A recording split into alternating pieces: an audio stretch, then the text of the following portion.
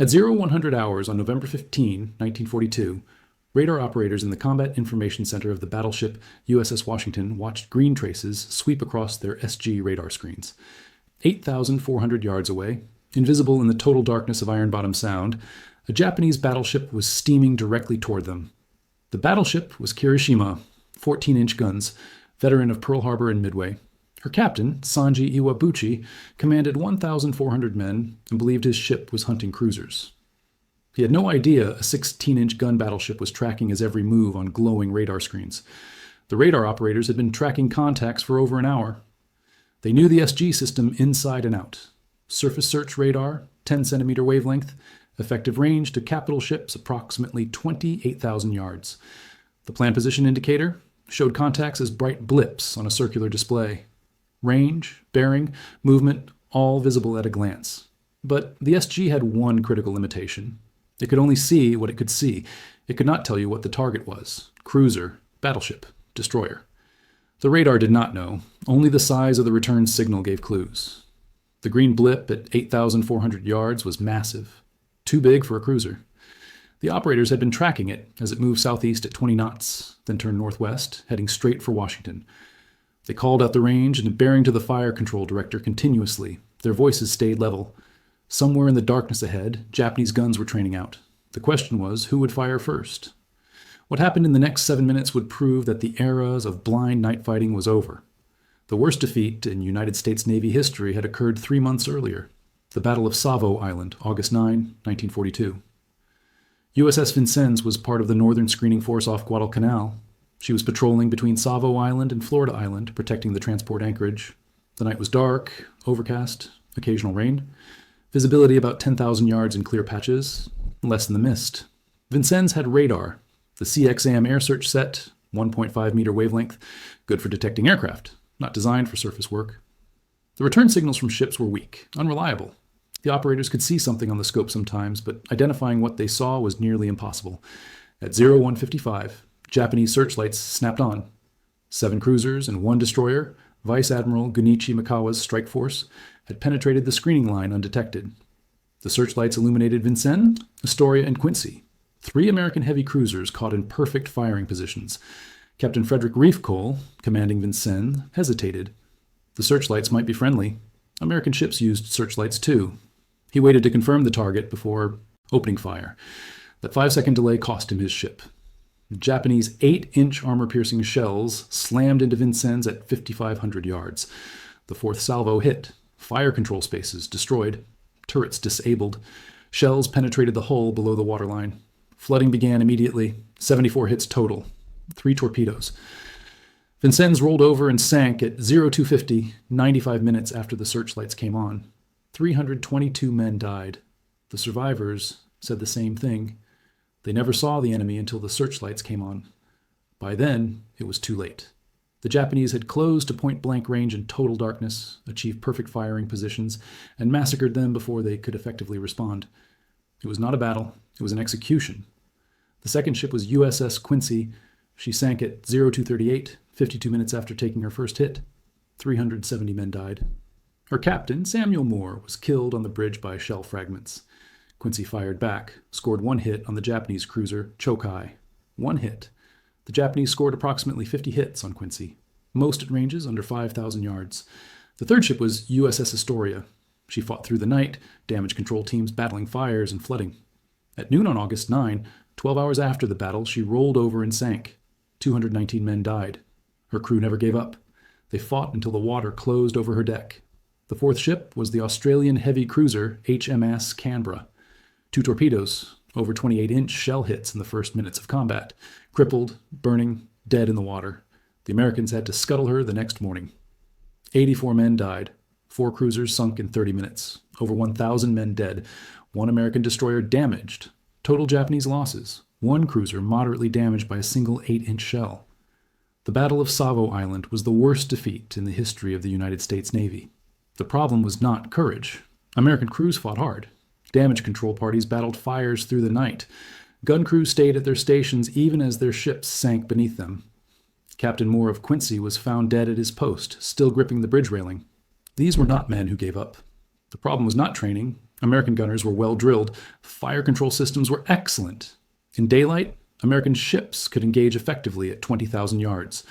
The Mark 8 fire control radar could provide accurate ranging. When they could see the target, they could hit it. The problem was simple.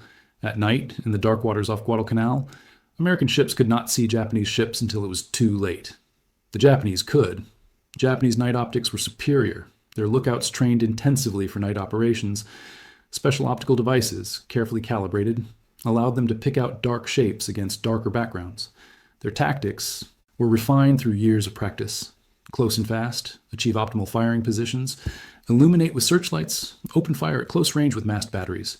By the time the enemy realized they were under attack, half their ships were already burning. The Americans called the waters off Guadalcanal Iron Bottom Sound. By November 1942, 16 Allied warships lay on the bottom. Cruisers, destroyers, transports. Most sunk at night. Most never saw what killed them. The ocean floor was carpeted with wreckage. The Japanese owned the night. Rear Admiral Willis Lee knew this when he took command of Task Force 64 on November 14, 1942. His force consisted of 2 battleships, Washington and South Dakota, and 4 destroyers. His mission was to stop a Japanese bombardment force headed for Guadalcanal. Intelligence reported the enemy force included the battleship Kirishima, 2 heavy cruisers, 2 light cruisers, and 9 destroyers. Lee was outnumbered more than 2 to 1 in ships. His only advantages were armor, firepower, and radar. Lee was 54 years old, born May 11, 1888, in Natley, Kentucky.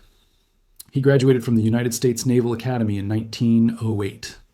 At age 19 in 1907, he achieved something no American has done before or since. He won both the United States National Rifle Championship and the United States National Pistol Championship in the same year, the only person in American history to accomplish that feat. In 1914, during the Veracruz campaign in Mexico, Lee demonstrated his marksmanship under fire. He deliberately drew fire from 3 enemy snipers, exposing their positions, then shot all 3 at long range. His commanding officers took notice. This was not just a marksman. This was someone who understood ballistics at a fundamental level. At the 1920 Olympics in Antwerp, Belgium, Lee won 5 gold medals, 1 silver medal, and 1 bronze medal in team shooting events, 7 total Olympic medals. He tied with teammate Lloyd Spooner for the most medals won by any athlete at a single Olympics. That record stood for 60 years. Lee was the most decorated American athlete of the 1920 Games. But Lee never saw shooting as sport alone. He saw it as applied science. Ballistics was mathematics. Wind, gravity, barrel harmonics, projectile stability, all of it could be calculated, understood, mastered. He approached the 16-inch guns of a battleship the same way he approached a rifle. They were precision instruments. If you understood the science, you could hit what you aimed at. Lee spent the 1930s in the Navy Department working on fleet training and modernization. He pushed for better fire control systems. He advocated for new optical rangefinders. He studied every technical innovation that might improve gunnery accuracy.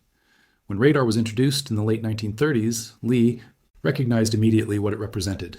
This was not just another incremental improvement. This was revolutionary. Most officers in 1940 and 1941 viewed radar with suspicion. It was new, untested, poorly understood. The equipment was temperamental. Operators needed extensive training. The displays were difficult to interpret. Many senior officers believed radar would never replace the human eye in traditional optical rangefinding. They saw it as an auxiliary system at best. Lee disagreed. He studied the radar systems obsessively. He read every technical manual. He attended every demonstration. He talked to the engineers at the Naval Research Laboratory who were developing the equipment. He talked to the technicians installing it on ships. He talked to the operators learning to use it. He attended gunnery exercises where radar was tested. He analyzed the results. Lee came to a conclusion that put him ahead of almost every officer in the Navy. Radar was not auxiliary, it was primary. In the right conditions, radar ranging was more accurate than optical rangefinding. At night, in weather, through smoke, radar could see when human eyes could not. The service that mastered radar would dominate naval warfare. The service that did not would lose. Lee pushed his conclusions up the chain of command. Some officers listened, many did not. The skepticism remained. Radar was too new, too unreliable, too difficult to integrate with existing fire control systems. The Navy needed more testing, more evaluation, more time before committing to radar as a primary fire control method. Then came Pearl Harbor. December 7, 1941. The United States was at war. There was no more time for cautious evaluation. The fleet had to fight with what it had, and what it had included radar that most commanders still did not fully trust. Lee became Assistant Chief of Staff to the Commander-in-Chief, United States Fleet, in early 1942. In this position, he had influence over how the Navy would integrate radar into combat operations. He pushed for standardization of equipment. He pushed for better training of operators. He pushed for tactical doctrine that would exploit radar's capabilities fully. Some of his recommendations were adopted. Many were not. The Navy was changing, but slowly. By August 1942, Lee was a Rear Admiral and was given command of Battleship Division 6 in the Pacific. His flagship was USS Washington. Finally, he had operational command. He could train his own crews. He could develop his own tactics. He could prove what radar could do. Lee drilled his radar crews constantly, not just operation of the equipment, integration with fire control, coordination with the Combat Information Center, communication between radar operators, fire control directors, and the bridge, track contacts, identify formation patterns, maintain continuous plotting. He drilled his gunnery crews on radar-directed fire. Use radar ranging, optical bearing if possible, but be prepared to shoot on radar information alone if necessary. Trust the instruments. The radar will show you where the enemy is. Put your shells where the radar says. Most officers in 1942 did not train this way. They used radar for detection and warning. They tracked contacts. They maintained situational awareness. But when it came time to shoot, they wanted optical confirmation. They wanted to see the target with their own eyes before committing to fire. Lee trained his crews to shoot based on radar data alone if necessary. That was the difference. Washington's SG radar was one of the first production units, developed by Raytheon under guidance from the Massachusetts Institute of Technology Radiation Laboratory and Naval Research Laboratory. It used S-band microwave frequencies, 10-centimeter wavelength, much shorter than the earlier meter wavelength radars. The shorter wavelength provided better resolution and more accurate ranging. The SG used British magnetron technology brought to the United States by the Tizard mission in 1940. The cavity magnetron was a breakthrough in microwave generation. It allowed compact, high-power radar sets small enough to mount on ships. The British had developed it for their own air defense radars. They shared it with the United States as part of the wartime technological exchange between the two nations. The SG's critical innovation was the planned position indicator display. Earlier, radars showed contacts as vertical spikes on an A-scope. Range was indicated by the position of the spike along a horizontal baseline. Bearing required rotating the antenna and noting when the spike reached maximum height. It worked, but it was difficult to maintain a tactical picture of multiple contacts. The PPI changed everything. It displayed contacts on a circular scope with the ship at the center. Range appeared as distance from center. Bearing appeared as direction from center. Multiple contacts appeared as multiple blips. Their movement was visible in real time. An operator could see the entire battle developing on a single screen. It was intuitive, clear, easy to understand. The SG could detect a battleship at approximately 28,000 yards, a cruiser at 20,000 yards, a destroyer at 16,000 yards. Bearing accuracy was within 1 degree. Range accuracy was within 40 yards. Those specifications sound crude by modern standards. They were revolutionary in 1942. Washington received her SG radar in August 1942 during a refit at Pearl Harbor. Lee oversaw the installation personally. He wanted to understand how the equipment was integrated into the ship's systems. He wanted to know its capabilities and limitations. He wanted to meet the operators who would use it in combat. The SG antenna was mounted on a small platform forward of the main tower. This provided good forward coverage, but created a blind sector of approximately 80 degrees to the rear. Lee recognized this as a tactical limitation. Ships behind Washington could disappear from the radar scope if they entered the blind sector. He noted this. He trained his crews to be aware of it. He developed procedures to track ships in the blind sector using other methods. But the blind sector remained. There was no perfect solution. Lee drilled the radar crews for 2 months before Washington went back into combat. Track contacts, identify ships by size of return signal, maintain continuous plot, communicate clearly, trust the equipment, trust each other. By November 1942, Washington's radar operators could read their scopes as clearly as most sailors could read a chart. But equipment and training meant nothing without the will to use them. That was Lee's critical contribution. He had the confidence to trust radar completely. When the battle came, when the decision had to be made, Lee was willing to shoot based on radar information alone. Most commanders in November 1942 were not. On November 14, Washington was equipped with 1 CXAM air search radar, 2 Mark III fire control radars, 4 Mark IV fire control radars, and 1 SG surface search radar. The SG was the critical piece. Microwave, 10-centimeter wavelength. Developed by Raytheon using British magnetron technology. First production sets went to sea in April 1942. Washington received hers in August. The SG could detect a battleship at 27,000 yards, a destroyer at 16,000 yards. More importantly, it displayed contacts on a planned position indicator, a circular scope that showed range and bearing simultaneously. Operators could see the entire tactical picture at a glance. Ships appeared as bright blips. Their movement was visible in real time. For the first time in naval history, a commander could see the battle developing before his ships made visual contact. Lee drilled his radar crews constantly, track contacts, identify formation patterns, maintain continuous plotting. He drilled his gunnery crews on radar-directed fire. Use radar ranging, optical bearing if possible, but be prepared to shoot on radar information alone if necessary. Trust the instruments. The radar will show you where the enemy is. Put your shells where the radar says. Most officers in 1942 did not trust radar enough to shoot at targets they could not see. Lee did. He had studied the technology. He understood the accuracy. He knew radar ranging was more precise than optical range finding at night. The Mark III could provide range accuracy within 0.1%, plus or minus 40 yards. At 10,000 yards, that meant an error of only 50 yards. Good enough. But radar was only as good as the men who operated it. Radarman Second Class Thomas Reeves was 22 years old from Minnesota. He joined the Navy in 1941, went through radar operator training in early 1942. He could read a radar scope the way a skilled mechanic could read engine sounds. Each type of return signal meant something. Large solid blip meant battleship or heavy cruiser. Medium blip meant light cruiser. Small fast moving blip meant destroyer. Blips that appeared and disappeared meant aircraft. Rain showed up as scattered returns. Land showed as a solid mass. Reeves had operated the SG aboard Washington since September 1942. He knew its quirks. The antenna mounted forward on a platform in front of the main tower. Excellent forward coverage, but it created a blind spot aft of about 80 degrees. Ships behind Washington could disappear from the scope. He knew the effective ranges, knew how weather affected performance, knew how to distinguish real contacts from false returns. On the evening of November 14, the crew of USS Washington reported to battle stations at 2200 hours. Washington and South Dakota were steaming north toward Savo Island with 4 destroyers ahead. Task Force 64 under Admiral Lee's command. Somewhere ahead in the darkness, Japanese ships were approaching Guadalcanal. At 23:30, South Dakota suffered an electrical malfunction. All circuit breakers tripped. Total power loss. Radar screens went dark. The ship went blind.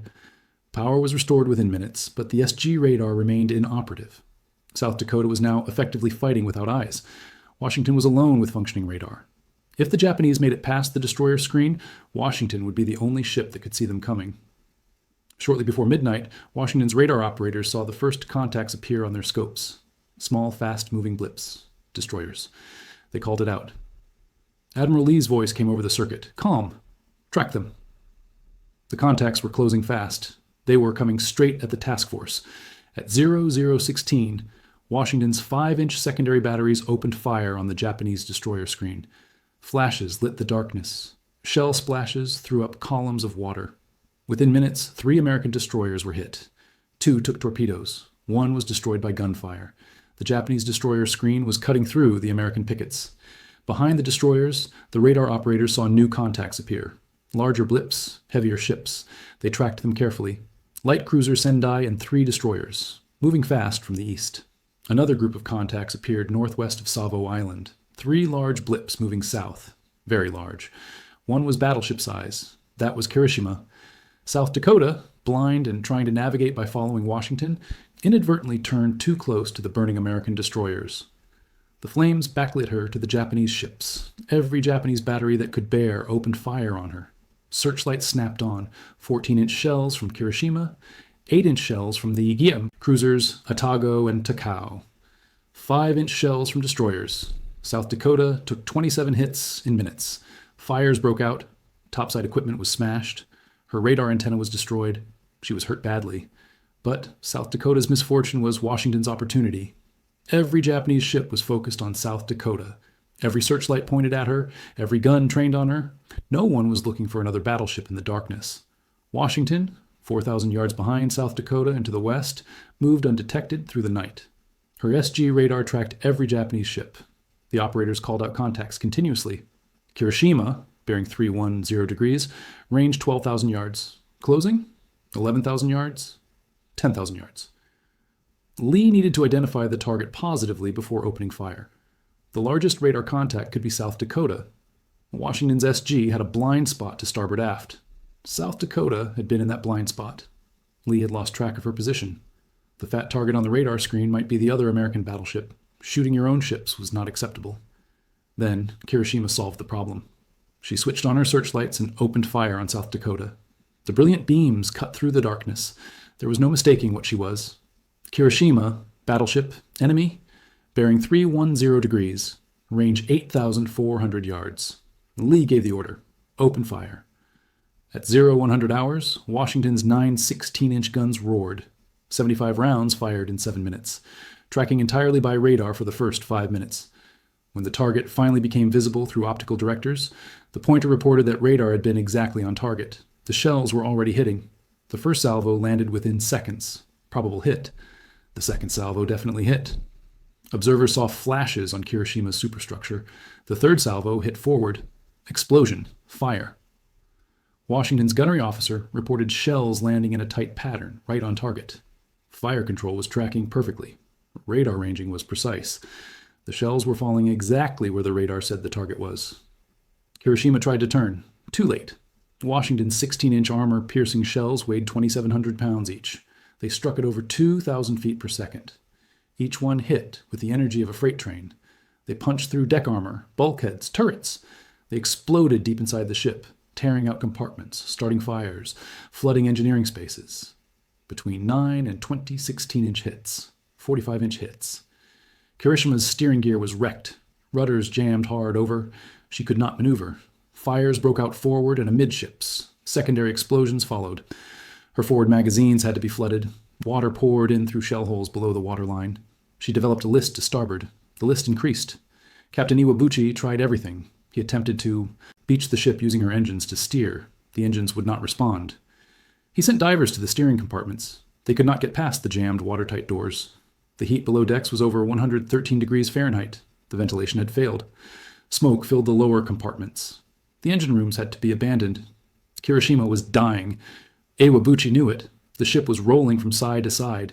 Each roll was more severe than the last. The starboard list was increasing. She was going to capsize. He ordered the Emperor's portrait transferred to the destroyer Asagumo. Then he ordered abandon ship. At 0325, on November 15, Kirishima rolled to port, capsized, and sank 7 miles northwest of Savo Island. 212 crewmen went down with her. Captain Iwabuchi and 1,098 survivors were rescued by destroyers Asagumo, Teruzuki, and Samadare. The entire engagement lasted 7 minutes. Washington fired for 7 minutes. Kirishima lasted 7 minutes. Then she was gone. The only battleship versus battleship action of the Pacific War.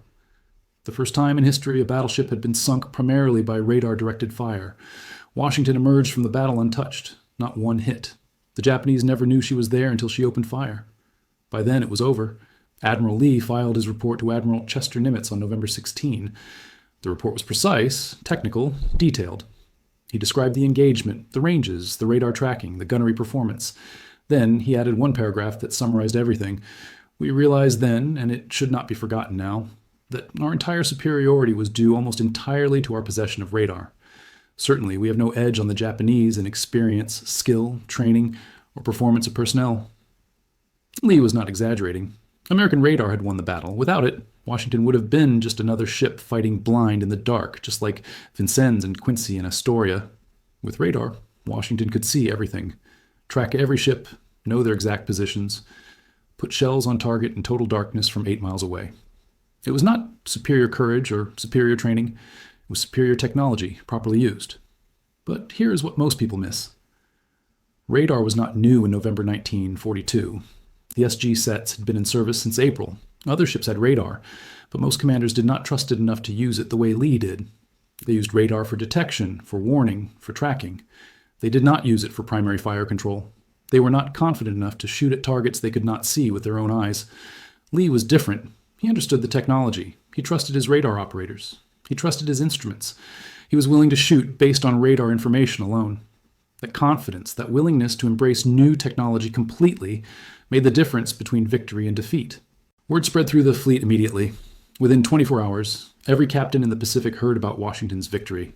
The battleship that fought in total darkness and destroyed an enemy battleship without taking a single hit. Officers wanted to know how it was done. How did Washington track the targets? How did she achieve such accuracy? What kind of radar did she have? How were the operators trained?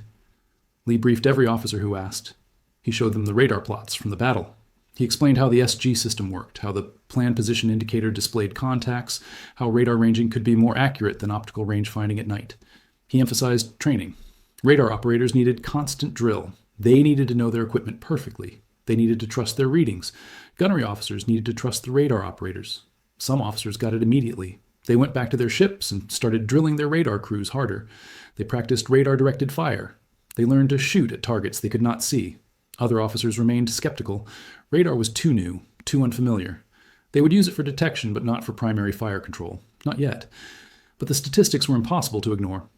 Before November 15, 1942, Japanese forces dominated night surface combat in the Pacific.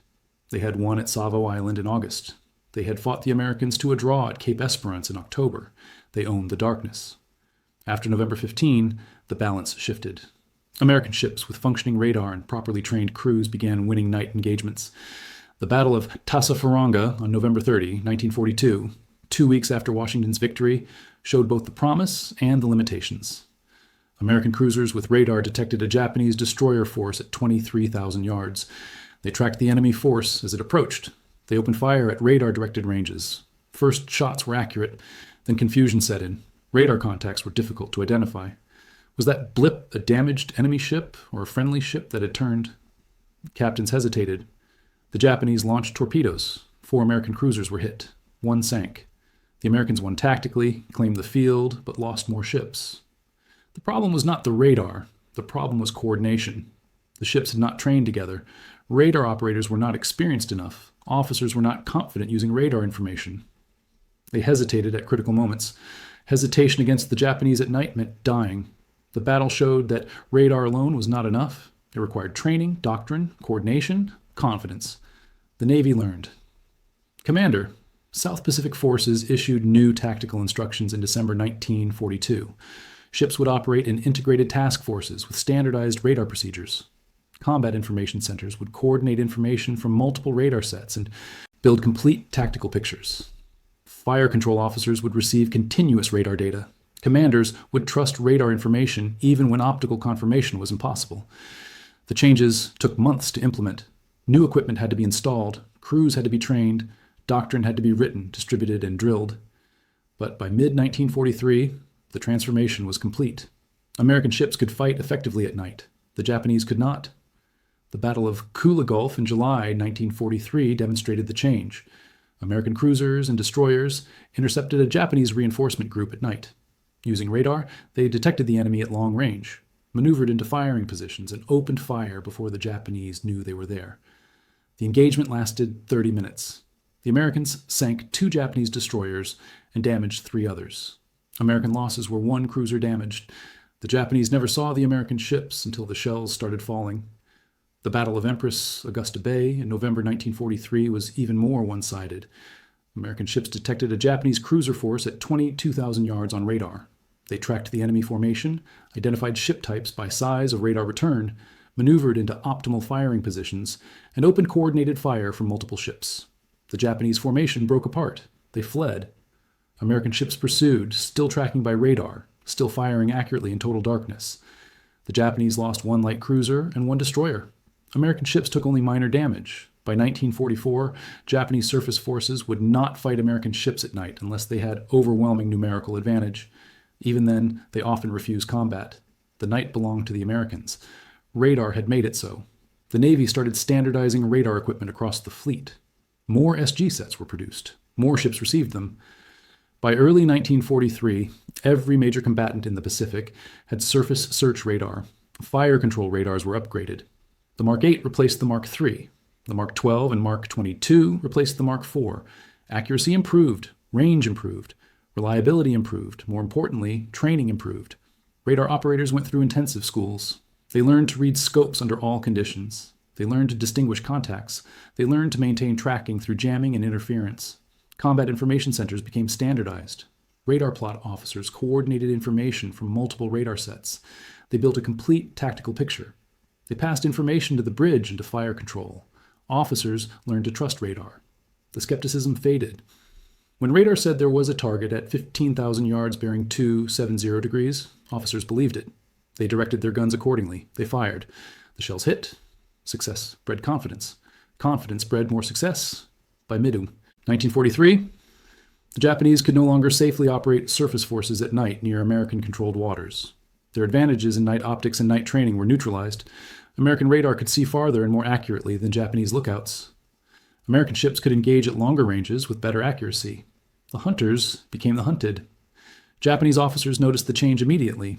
Combat reports from late 1942 and early 1943 mentioned American ships detecting Japanese forces at impossible ranges, opening fire in total darkness with first salvo accuracy, maintaining accurate fire through maneuvers and smoke.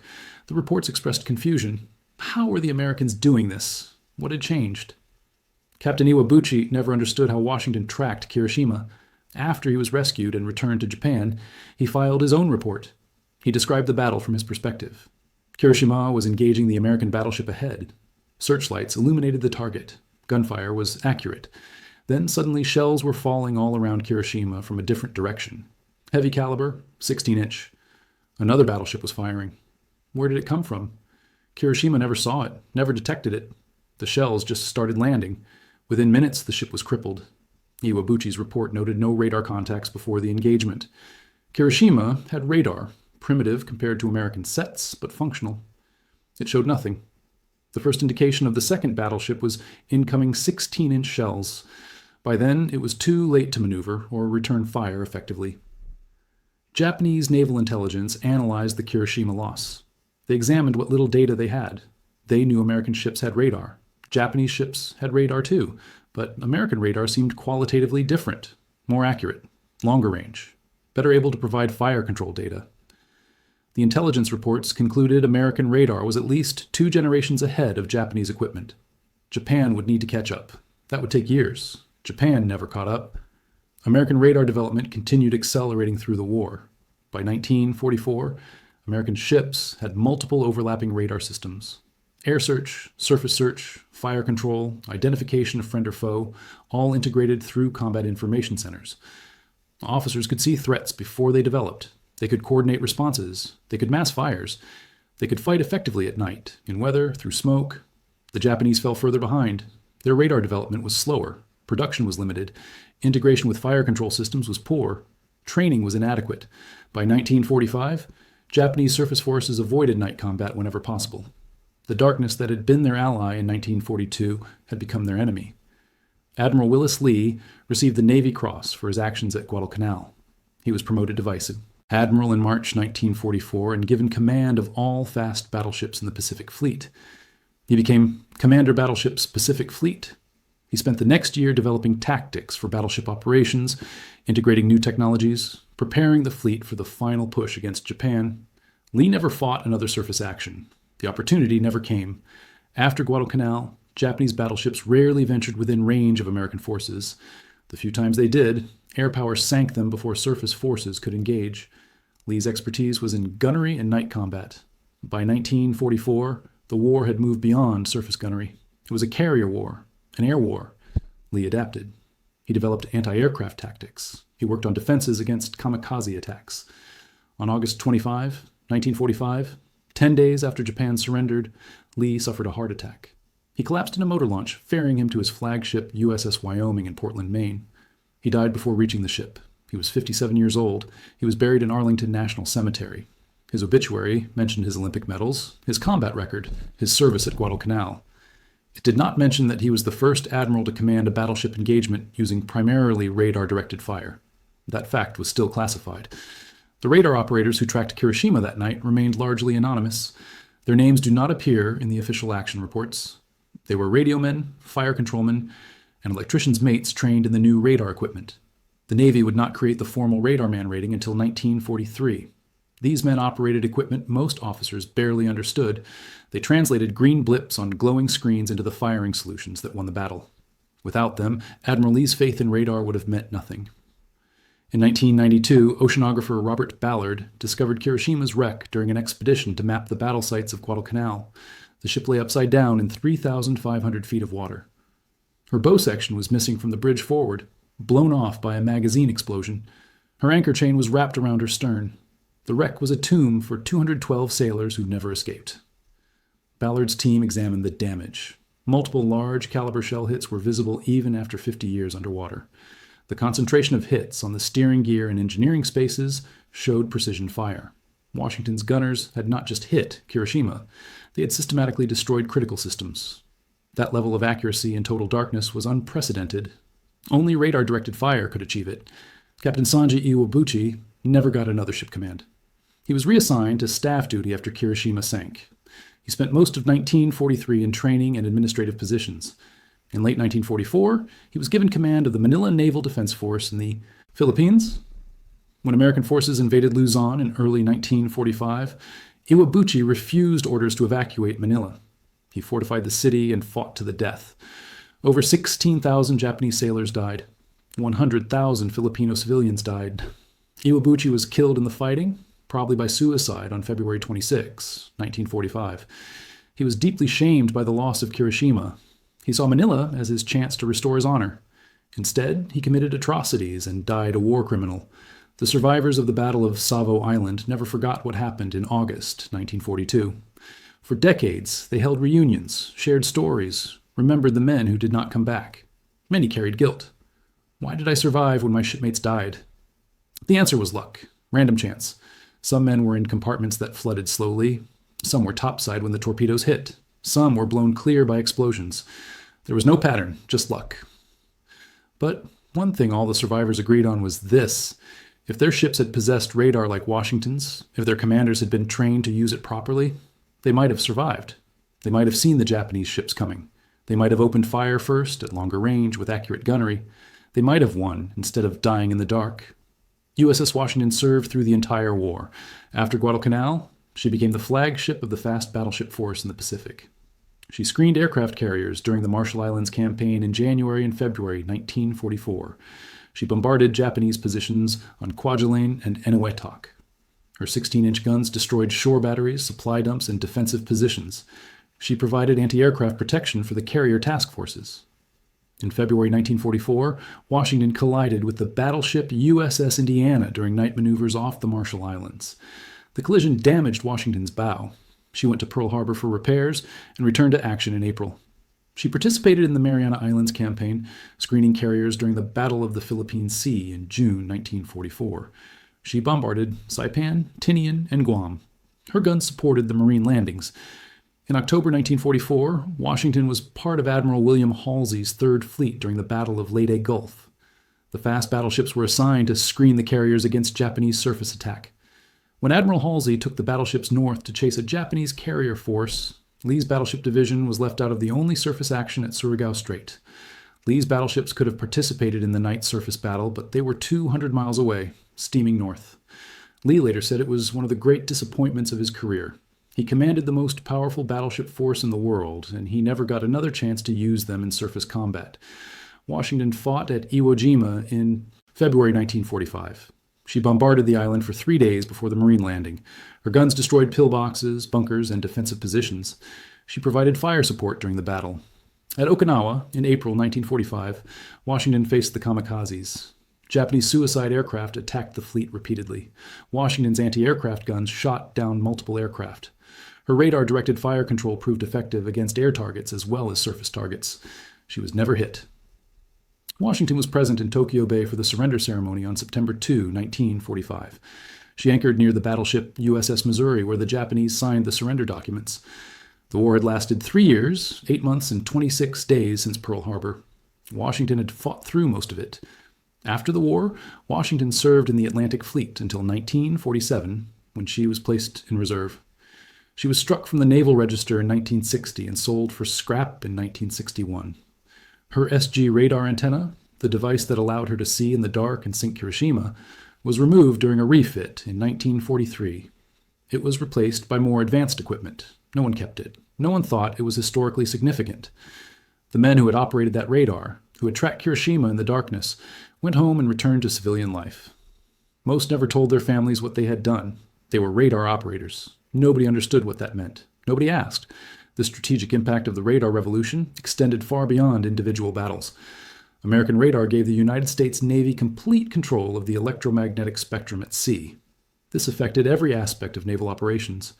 Air defense improved dramatically. Radar-directed anti-aircraft fire was far more effective than visual tracking. Carriers could detect incoming air attacks at greater distances. Fighter directors could vector defensive fighters precisely onto incoming raids. Japanese aircraft losses increased. American carrier losses decreased. Navigation became more precise.